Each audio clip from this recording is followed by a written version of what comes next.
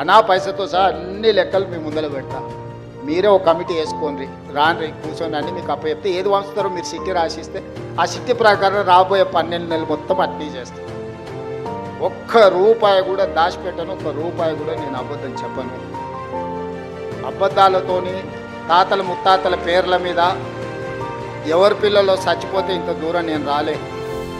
కష్టాన్ని నమ్ముకొని వచ్చినా ఉన్నది ఉన్నట్టు చెప్పి ఇంత దూరం వచ్చిన ఈరోజు ఇక్కడికి చేరుకున్నా అంటే కష్టము నిజం మాట్లాడడం ఈ రెండే మీరు ఆశీర్వదించి కట్టించారు.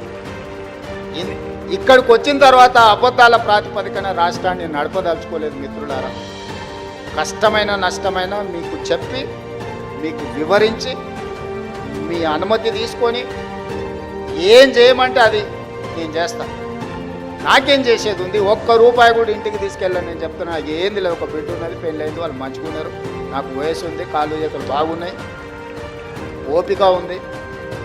20 ఏళ్ళు ఈ తెలంగాణ సమాజ నిర్మాణం కోసం నేను పనిచేస్తా. మీరు అందగా నిలబడి ఉండ్రి. వచ్చినోళ్ళే కాదు ఉన్నోళ్ళకు కూడా చెప్పుండ్రి, ఇది మన ప్రభుత్వం, దీన్ని రక్షించుకోవాల్సిన బాధ్యత మన మీద ఉంది.